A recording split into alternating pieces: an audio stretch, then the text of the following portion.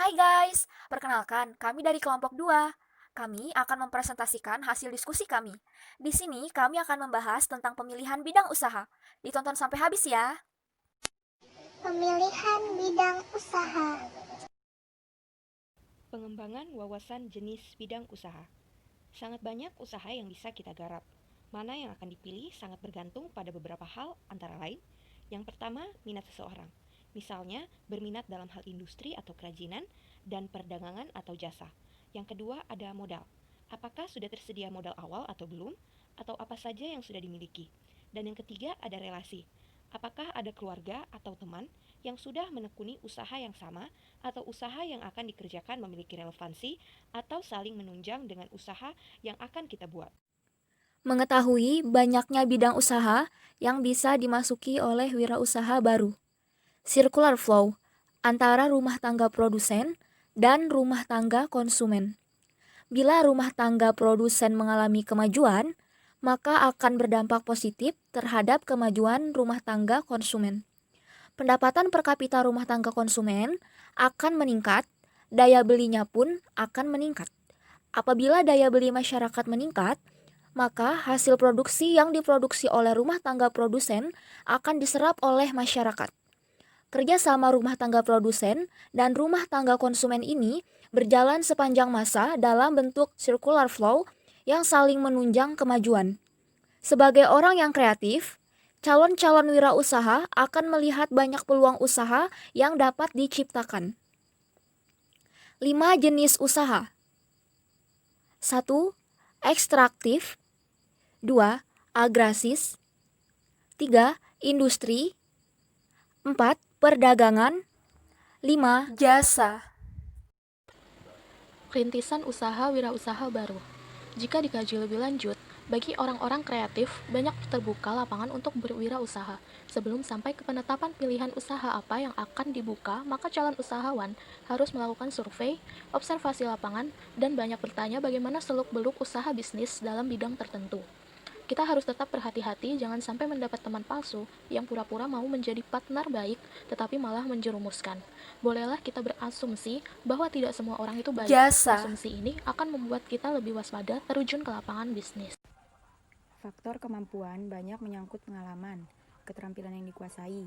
Misalnya bakat memasak dan hasilnya enak akan memiliki kemampuan lebih besar untuk mengelola restoran.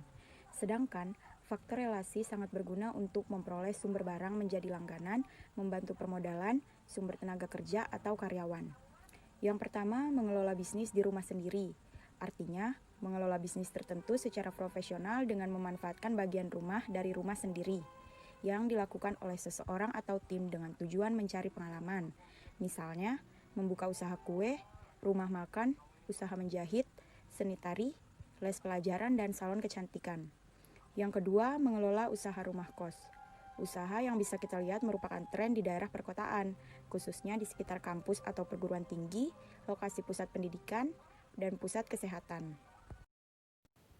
Waralaba. Menurut Wikipedia, waralaba adalah hak-hak untuk menjual suatu produk atau jasa maupun layanan.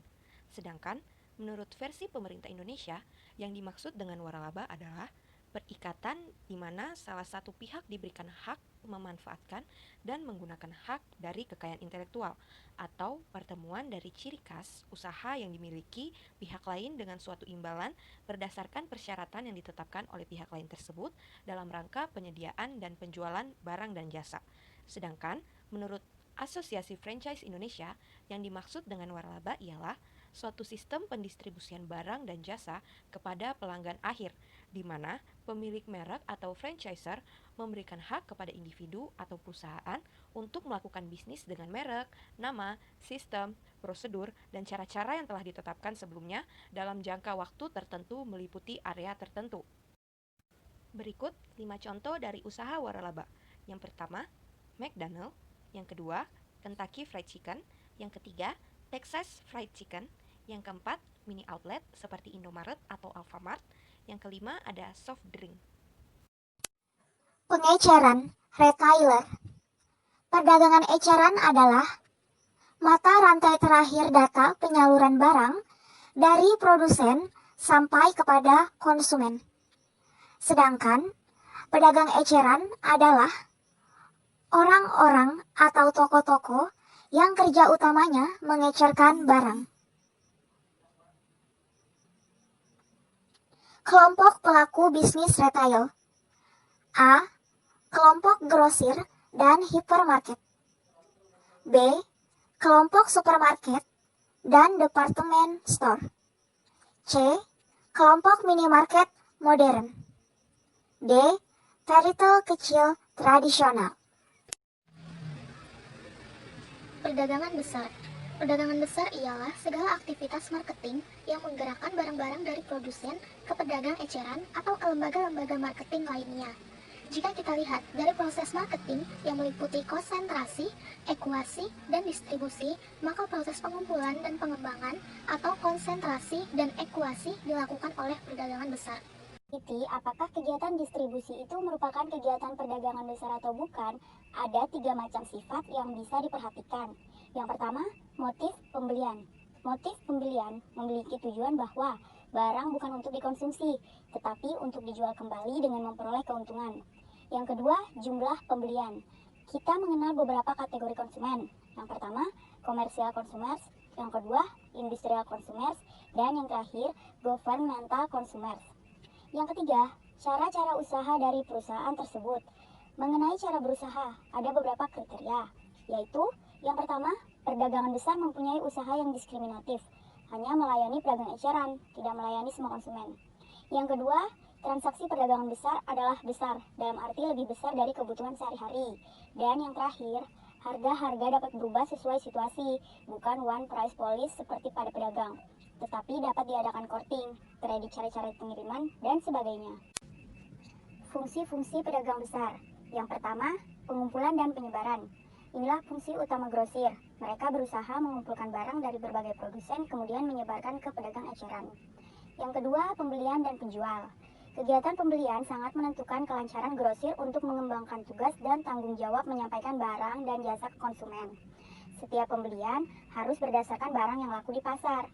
Karena sebelum melakukan pembelian, pasti mereka mengadakan penelitian walaupun belum mendapatkan data lengkap. Yang ketiga, pemilihan barang. Pemilihan barang tidak dapat dipisahkan dari kegiatan pembelian dan penjualan, sebab grosir melakukan pemilihan terutama berdasarkan jenis, mutu, dan harga barang pilihannya. Keahlian grosir merupakan jaminan bagi produsen untuk mengetahui bahwa hasil produksinya mendapat permintaan dari konsumen atau laku di pasaran. Yang keempat, pemberian kredit.